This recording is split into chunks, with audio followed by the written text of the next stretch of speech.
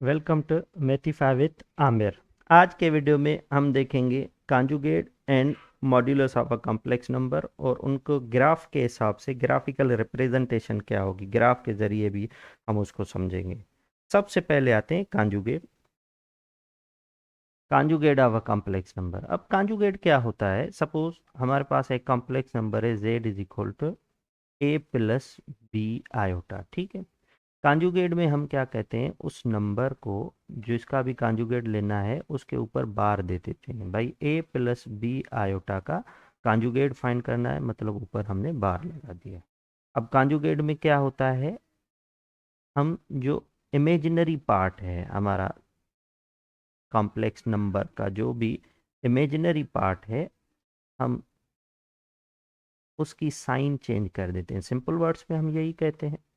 तो अब हम साइन चेंज करेंगे तो हमारे पास कंडीशन कुछ क्या हो जाएगी, देखें तो ये हो जाएगा a minus b iota. Just imaginary part की हमने साइन चेंज कर दी, ठीक है। अब आते हैं कि अगर हमारे पास कोई भी नंबर है, मैं कहता हूँ कि भाई z is equal to 6 + 5 iota है, ठीक है। तो इसको जब हम कॉम्प्लेक्स नंबर पे पुट करेंगे तो ये क्या हो जाएगा, 6 + 5 मीन्स ये हो गया 6 और ये हो गया 5। अब ये दोनों जिधर पे इंटरसेक्ट करेंगे ये हमारा नंबर इस जगह पे है, ठीक है। ये हो गया हमारा नंबर, ठीक है। इसको हम सपोज कह लेते हैं z। अब अगर हमें कहा जाए कि इसका कॉन्जुगेट फाइंड करें तो इसका कॉन्जुगेट क्या होगा, z conjugate is equal to 6 plus, sorry plus नहीं होगा, कॉन्जुगेट में हम क्या करेंगे, माइनस की साइन चेंज कर देंगे, ओ इमेजिनरी पार्ट की साइन चेंज कर देंगे, 6 - 5 आयोटा। अब इसको जब हम कॉम्प्लेक्स प्लेन पे पुट करेंगे तो रियल पार्ट तो वही हमारा 6 है, ठीक है। इमेजिनरी पार्ट में हमारे पास -5 है, तो -5 और 6 के सामने हम रखेंगे, ठीक है।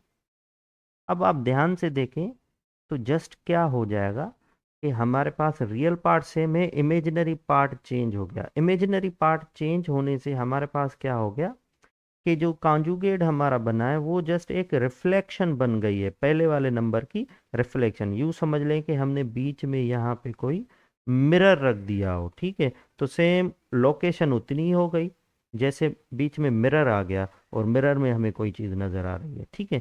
तो ये हो जाती है रिफ्लेक्शन, और ये रिफ्लेक्शन किसके हिसाब से होती है, रियल एक्सिस के, ठीक है। तो कॉन्जुगेट जस्ट हमें ये बताता है उस नंबर की reflection according to real axis. Real axis के हिसाब से हमें दिखाता है कॉम्प्लेक्स प्लेन में इसकी रिफ्लेक्शन क्या होगी। अब थोड़ा सा और इसको अगर मैं क्लियर करना चाहूँ, देखें यहाँ से ये नंबर बन गया और ये देखो, ठीक है। तो अब क्लियर नज़र आ रहा है कि कॉन्जुगेट क्या हो गया, जस्ट जो पहला हमारा नंबर था ये उसकी रिफ्लेक्शन बन गया, रिफ्लेक्ट करना, ठीक है।